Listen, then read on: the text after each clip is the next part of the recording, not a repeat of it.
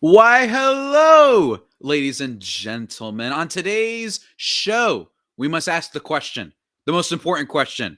Maybe not the most important question ever, but still very important. Who will be the Padres' starting left fielder by the time we get out of this lockout for the beginning of the 2022 season? And then also my thoughts on the Hall of Fame ballot. Got to give those. It's what's trending. You got to talk about it. A-Rod, Kurt Schilling, Barry Bonds, Alec, but I just said A-Rod, but you know what it is, guys. Locked on Padres. We are back. Here we go.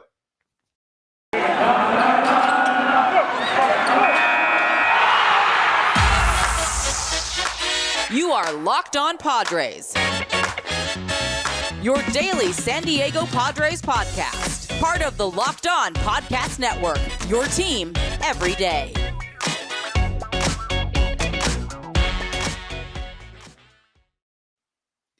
Greetings, ladies and gentlemen, and welcome to another edition of Locked On Padres podcast, which is part of the Locked On Podcast Network, your team every day for Monday, December 13th. As always, I'm your host with sometimes, occasionally, but certainly not always the most, Javier Reyes. You might be familiar with some of my baseball-related work at places like Baseball FYI, Friars on Base, Off the Bench Baseball, to which I am a staff writer for. Oh boy, ladies and gentlemen. Let me tell you, it's been a minute since I've done an episode, but thank you for making Locked On Padres your hashtag first listen every day. We are free and available on all platforms. For all my YouTube listeners, go subscribe on YouTube, Locked On Padres. If you are a subscriber on YouTube, you might see that I am currently in a bed scenario. Actually, should probably adjust my camera just a little bit. Let me see if I can do that. Ready. On the fly. There we go. I am in my bed right now. I am wearing a Friar robe. Not really. It's actually just a Snuggie thing. I am doing this only because I want to try and make the sound quality better for everybody on YouTube. The quality, I've been changing it around. Literally just moving it over here might change the Wi-Fi and all that stuff. The Wi-Fi stuff in my house is weird.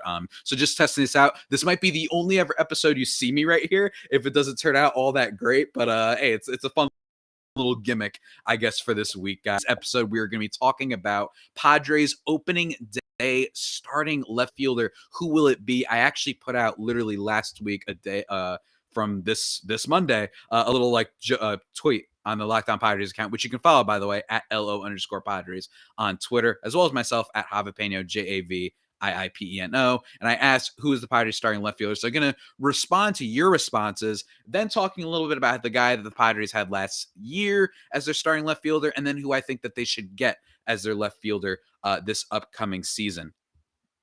And I think it's going to be a lot of fun. And then going to be talking about some Hall of Fame stuff because everyone on the Locked On Network's talking about it. Everyone in baseball rightfully is talking about it. We're going to get those Hall of Fame ballots soon.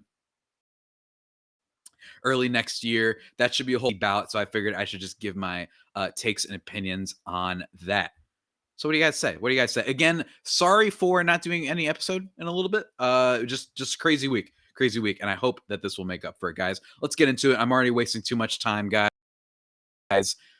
Let's start with the big. Who is the Padres opening day left fielder in 2022 in terms of what your responses were on Twitter? Most of them being a little jokey and funny. So we're going to run through those really quickly, but I figured I should shout out everybody. Scott Z-Man at @greeneyes_Scott on Twitter said probably Profar, which honestly is a possibility. When you look at just the surplus of infielders that the Padres have, they have a lot. They have Ha-Seong Kim. They just traded away Adam Frazier, so they don't have that necessarily anymore. But you might get CJ Abrams maybe, might have a call up this next year, so he could be someone in the mix, especially in the infield, which seems like his natural position. Again, CJ Abrams, top-level prospect in the Padres organization, one of the top prospects in all of baseball. Very, very excited to see his debut because he is not getting traded. He is all but he's untouchable by all accounts.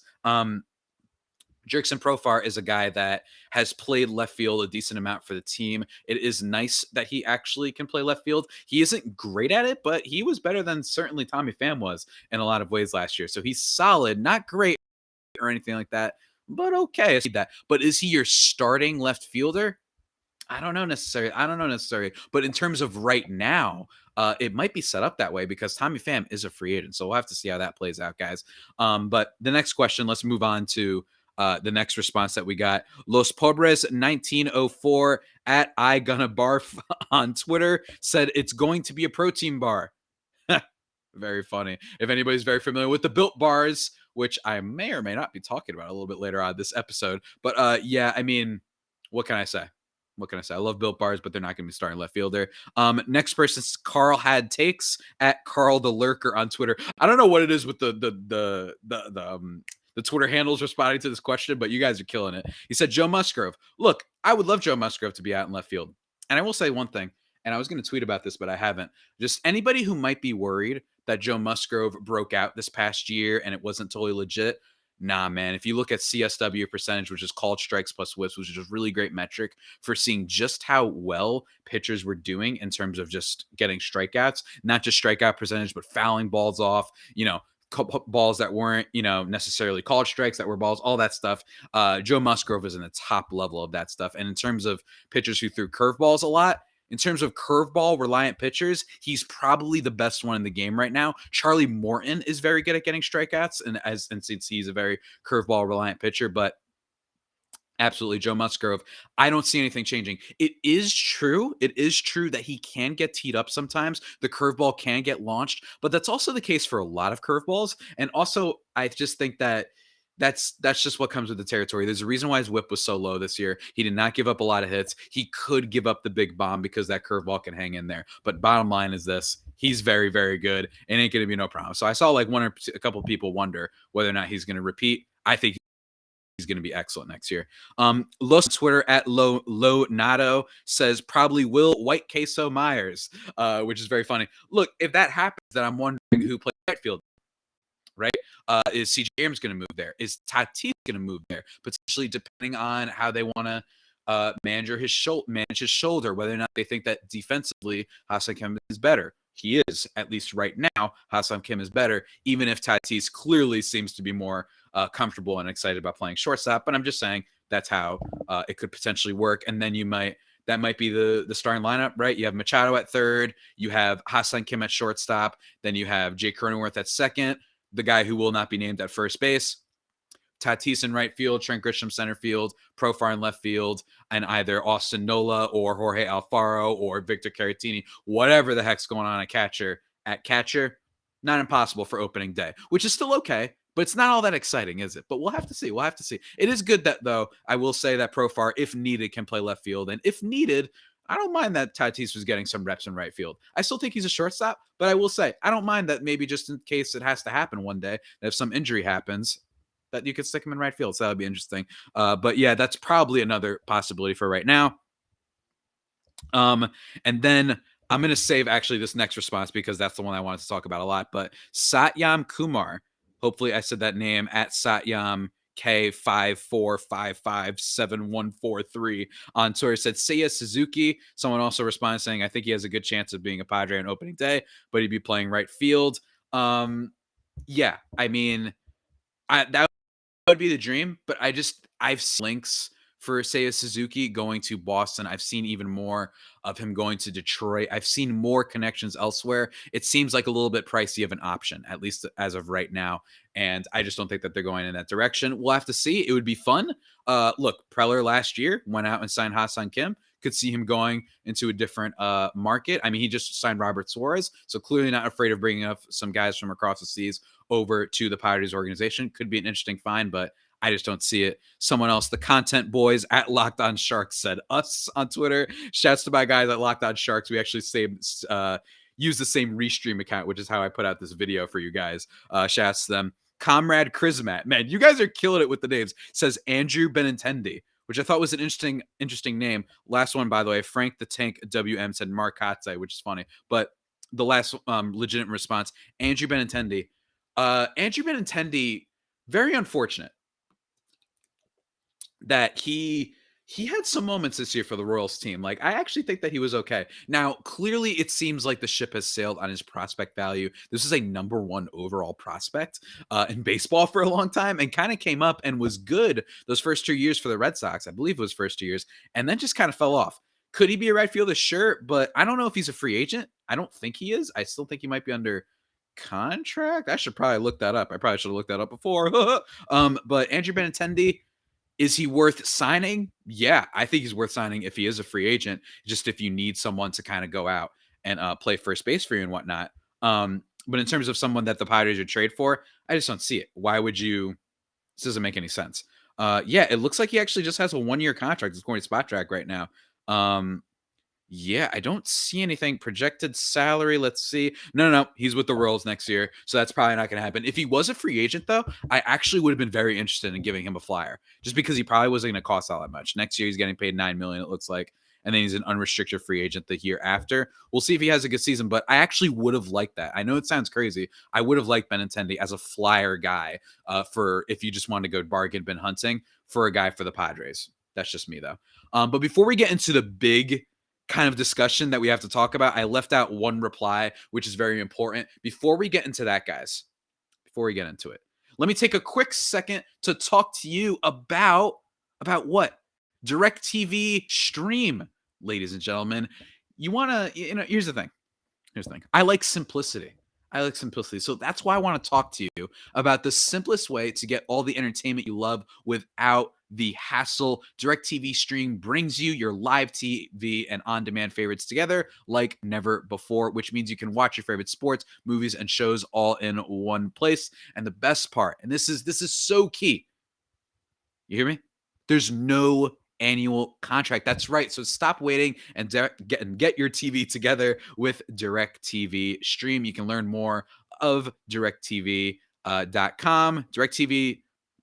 I am messing up this read, aren't I? Wow, I have such a goofball. You can learn more, guys, about DirecTV Stream at directtv.com. Definitely check that out because, hey, I'm a big fan of the sports and the movies. I like having all my stuff in one place to me, guys. And the next thing I want to talk to you is very, very important. It is the holiday season. Grab the protein bar that tastes like a candy bar, or even better than a candy bar. These are the Built Bars, guys. I referenced them early on. I mean, technically, one of you guys referenced them early on with the response to my Twitter question, filled with so much holiday goodness. And what I love so much about Built Bars, guys, is they are the Ben and Jerry's of protein bars. They've got mint brownie. They've got raspberry. They got cookies and cream. They got peanut butter brownie. They've got all these deals. I just got an email about one the other day. They've got all these deals going on. Look, I'm about to type it up right now. Let's see. They have a 12 days of Christmas sale. They got coconut brownie chunk. They got all sorts of good flavors over at Built Bar. They got a new eggnog flavor just in time for the holidays. That's what I love about them. Great variety. And on top of all the protein stuff, low carbs, high protein, all that stuff. Just they're really good and healthy for you. And what are you waiting for? I don't need to read any more of this ad.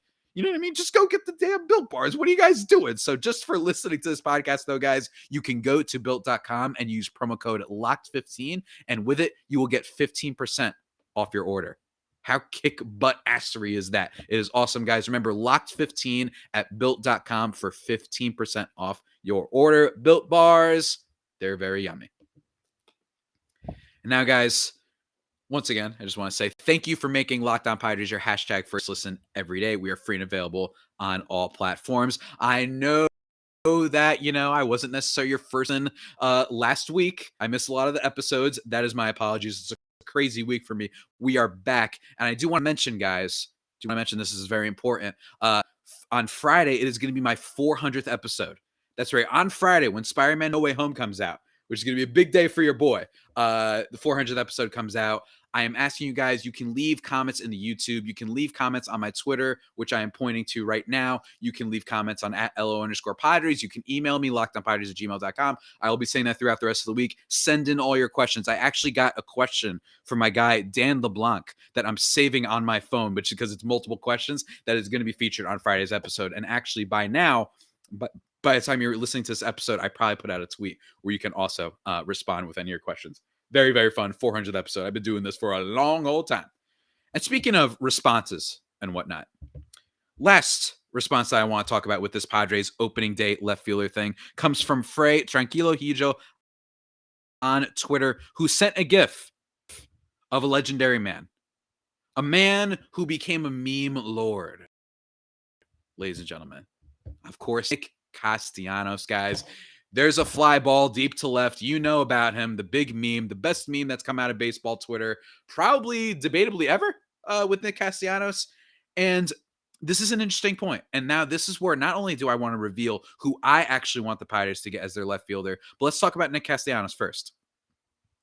Nick Castellanos had a great season. A great season. He's a power bat. He's a good hitter. I know that some people may be wondering that in, Great American Ballpark, wherever it is, that the name of the Reds stadium? I think it is. That he was performing much, much better there. I recommend everyone go check out, and I know that I write there, so it's a self plug, but justbaseball.com. Aram Layton wrote a great explainer talking about the splits, the home run split situation with Nick Castellanos, and kind of analyzing and saying, I actually think he's going to translate, is basically what he said. And he made a lot of whole compelling case. I don't have it in front of me right now, but a lot of his fly ball stuff suggests that it will play in other fields. Is it going to be necessarily as like invincible? But not necessarily. It's nothing to guarantee in this life, obviously, but he's going to be good. So I wouldn't be worried about that. I know that some Padres fans would be worried because, Padres fans, Petco Field isn't exactly the biggest, most hitter friendly ballpark in the world. That is a good point, but that's not actually why I don't want to sign Nick Castellanos. The reason why I don't want to sign Nick Castellanos is because in order to get Nick Castellanos, it's probably going to take a 6-year deal worth a decent amount of money. And I don't really know if I want the Padres doing that. With the amount of money that they already have tied up in a lot of players, the fact that their farm system isn't as big as it once was, I'm just a little hesitant to sign a 6-year deal for a guy that plays awful, awful, awful defense. We don't want another minus defender. I know what you might be thinking. DH might be coming to the National League this next year. First of all, that's a might. It sounds like we might get that, but let's also be clear that it isn't official. And if that's true, then what happens to some other guys who are minus defenders? The guy at first base for the Padres, wouldn't you like if you could stick him at DH? Maybe you move Mr. Jake Cronenworthy over to first base, and then you move a couple other guys around. Maybe if CJ Abrams comes out, he's playing shortstop. Maybe Tatis is playing right field for a little bit. You could do a little bit more mix and match, or CJ Abrams playing second base, whatever. Like, I like that a whole lot more than the idea of being like, okay, so Castellanos is there, and as a result, no matter what, essentially you will have a minus defender, a big time minus defender, one of the worst at their position every day. I do not like that. I know that, defense isn't the be all and end all, and I know that Castellanos' offense is so good that it makes up for it. I'm just saying, though, I don't really want to do that. And with a 6-year commitment, it would just once again tie another guy to this Padres team that you can't maneuver. I think this Padres team needs to reload a little bit. I don't think that we should look at next year as the only year. I don't believe that. I don't believe the Padres window is closed. I just think that they need to look at this and say, we don't want to become the Angels, man. We all know about the Angels, that they just keep signing guys every year to these big deals, and then their farm never pans out, and they don't have any flexibility with their roster. They have an albatross every year. Did they get rid of Pujols? Sure. Did they eventually move on past Josh Hamilton? Sure. But then you have guys like Justin Upton, right? Guys like Justin Upton, it becomes a little bit annoying, and you don't know exactly what you're going to be able to do. So you don't want to be in that situation. The Phillies are a little bit like this too, which stinks, but that's just my kind of take. I don't really want that guy for the Padres. But I will say it is true that Nick Castellanos' skill set is something that the Padres do need. And what that is a power bat. I know that sounds cliche. Everybody needs a power bat, but the Padres really do. Last year, one of the worst offensive teams when it came to slugging percentage and home runs in all of baseball. Not just the National League, not just the NL West. You know what I'm saying? In all of baseball. In fact, let me just pull up the old numbers right here, guys. I had them right in front of me, but I lost them. Last year, they ranked 23rd in home runs and 21st in slugging percentage. So they definitely need a power bat, which is why I humbly suggest Michael Conforto. Michael Conforto had a little bit of an unlucky season. His BABIP was a little bit low. His home run fly ball rate was a little bit off. It did not make sense. I know he had an off season, but even in an off season, still a decent on base percentage, still a decent walk rate, and most importantly, still hit the ball pretty hard. Is he necessarily going to improve dramatically? Not necessarily. But here's the biggest reason why I want Michael Conforto. He's been amazing before. In 2020, he was one of the best home run power guys in the league. Granted, shorter season still, but if you just look at over the course of Michael Conforto, his whole career, he's been a high on base percentage guy and a whole lot of power. All right, let's just read some of his years. 2017, 279 batting average, 384 on base. Year after that, 2018, 243 batting average, 350, 448. I forgot the slugging percentage. Slugging percentage in 2017 when he was an All-Star was 555. And then in 2019, 257, 363, 494. All the home runs, respectively, by the way, for each of these years: 27, 28, 33 bombs in 2019. He's going to be turning, this was his age 28 season. He's going to be 29 next year. So he might be hitting his prime season. And again, like I said, in 2020, 322, 412, 515 with 9 bombs. Granted, I know in a shortened season, but he's been very good. And even this year, if the downside is a 344 on base, that's not too bad. He was able to still clock 14 home runs. I know it was an offseason for him, only played 125 games, but here's what I think. You could clip this. Go for it. I think Michael Conforto is going to be the Marcus Semien of this free agency class. Now, here's what I mean by that. I'm not saying that he's going to finish in the MVP for whoever gets him. What I'm saying is he is a guy who's shown basically 3 consecutive years of being a high quality power at bat, or just a high quality player. Offensively, his defense not great, but he can play left and certainly not as much of a liability as Nick Castellanos is. And the biggest thing with it is this. Marcus Semien went and signed a 1-year contract with the Blue Jays for $15 million. And then what happened? He bet on himself with that. He could have probably gotten maybe multiple years. It's possible. Maybe multiple years for another place. Maybe like 4 years, but it might have been only like $80 million or something like that. Instead, he said, I'm going to sign a prove-it deal for 1 year, 15, 18 million, whatever it was for the Blue Jays. And then you saw what happened. And then you saw how much he got paid by Texas Rangers. I love that a lot. I know that the idea of only having a guy that will be there for 1 year is a little bit scary. But I do think if you look throughout the rest of the Padres, hey, maybe Robert Hassel starts developing a little bit more. That could be a big thing. We don't know what free agents are going to be available the next year. I like the idea of the Padres signing a guy who you won't have to commit too much money to. You won't have to worry about him being stuck on your team for years like Nick Castellanos would be. And he could be just as good, or at least maybe not just as good as Nick Castellanos offensively, but a very, very good player. I do believe that 2020, 2019, especially 2019 through 2017, those seasons are legit. None of the stats really match up all that much that he was that bad this year. And also, by the way, everybody on the Mets was a disaster this year. Francisco Lindor, vámonos, Puerto Rican power, was bad this year. And I think he's going to be good next year. Jeff McNeil, a guy who only hits for batting average and on base, he was bad this year. He wasn't the only player on the Mets team that was a mess.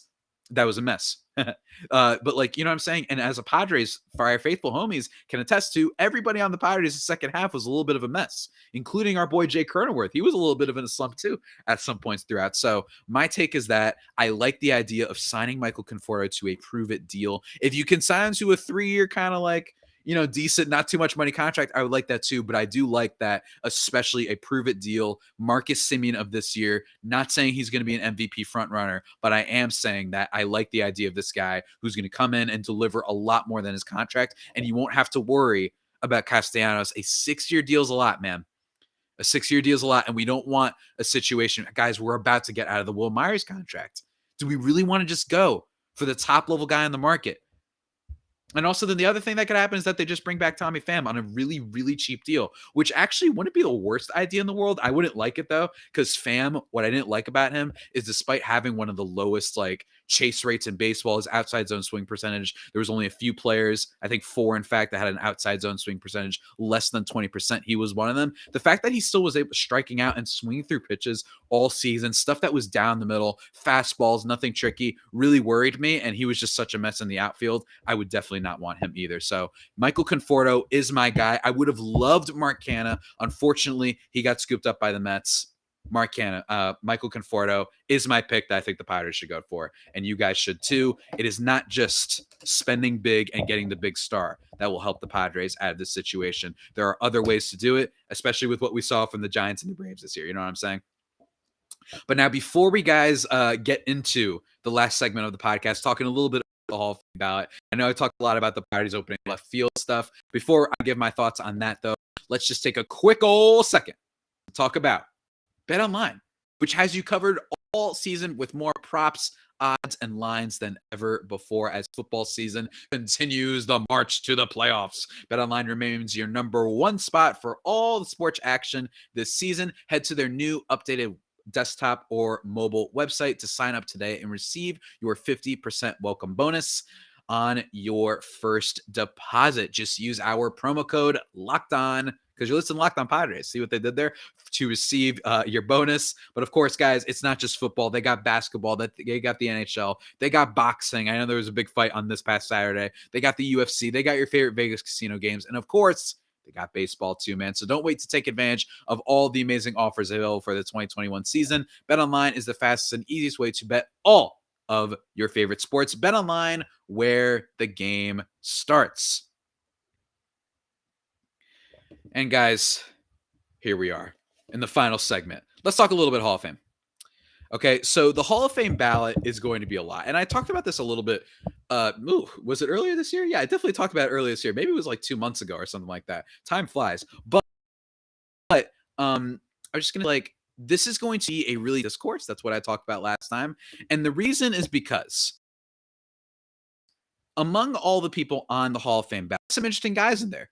People that a lot of players and fans. Bobby Abreu, you got Andrew Jones, Jeff Kent, Tim Lincecum, a first timer, Justin Morneau, Joe Nath, David Ortiz, Jonathan Papelbon, Jake Peavy, former Padre, Prince Fielder, Carl Crawford, Alex Rodriguez, Mark Teixeira, among the guys that are first timers. Got a bunch of players that have been on the ballot for a long time and it's complicated as all hell. Okay, Barry Bonds.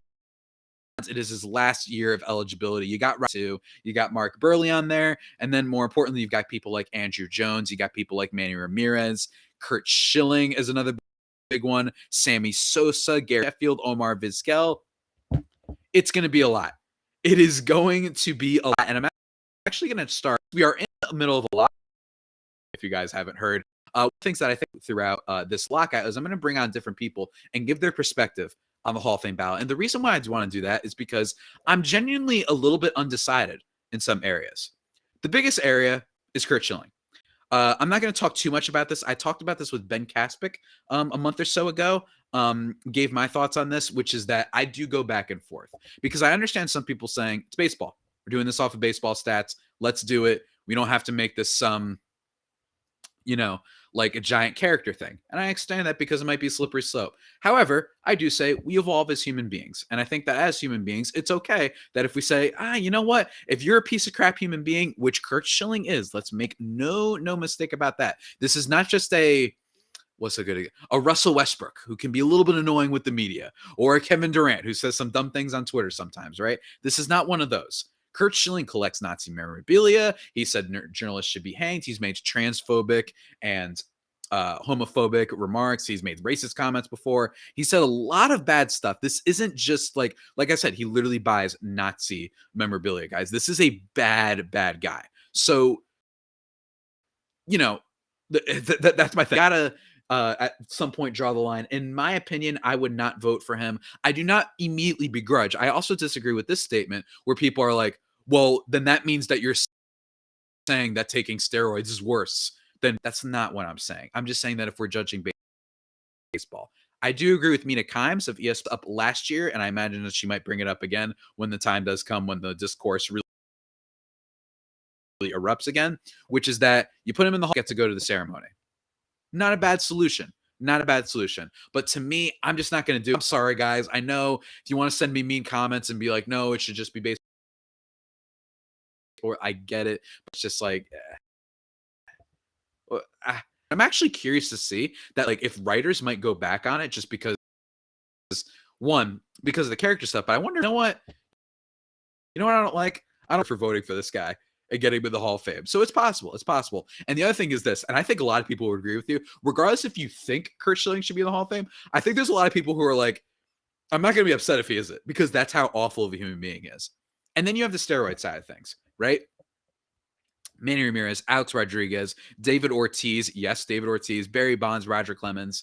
My take is that Barry Bonds should be in the Hall of Fame. My biggest reason for that is it was a steroid era. There was a point in which this was all across the board, all across baseball. It was highly prevalent throughout the game. And not to mention, he never tested positive, by the way, for the record, on the steroid thing, which I know if you literally just look at him, it's like, what the heck? How'd you do all that? I get it. But I'm also saying in general, Barry Bonds is the best player in the history of baseball, basically by every metric. And also, even before then, he won like a bunch of MVPs and was awesome. Even before the big bulk up, Barry Bonds was still up there in that. I understand some people might say, but bottom line is that an entire half of your career might have been a little bit fraudulent. I get that. But if you just include those stats, I really do think Barry Bonds should be in it. But my number one thing is that steroids were a part of the history. It was at one point.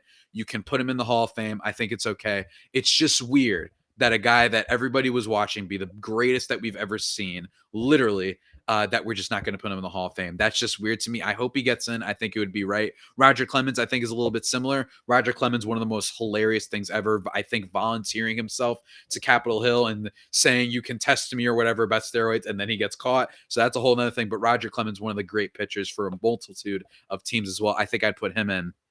But here's where the surprise comes in. I would not put Alex Rodriguez in my opinion. Here's why. Was caught with the steroids. I still remember when this was the way in sports. I remember like the breaking news update and like all the stuff. Like you had the backyard baseball. Like there were some people like you should take A-Rod off the backyard baseball, and it was like a real thing. Like there was a thing where people were like, he let kids down. You know, all that stuff. Now when people get caught for steroids, it's kind of like, you cheated, or you get suspended 80 games. You know what I mean? There was like a little bit more of a thing back then. Weird times, right? That was back in the times when like Michael Phelps with his whole thing with the weed. That was like, oh my god, like he lost all. Nowadays, if that happened, like it's like what people forget about it a second. It's just funny to think back, and I get like, it's just the good old days. Some might say, I don't know, but with Alex Rodriguez, the difference is that the biogenesis stuff, the fact that it wasn't just in that era. He's had a lot of stuff, so I actually understand if people look at A-Rod and say, I don't know, man. There's been a lot of stuff. The book Juiced. You look at just the way that he, helped other people maybe with steroids and stuff like that. Like just a lot of other things that it wasn't isolated.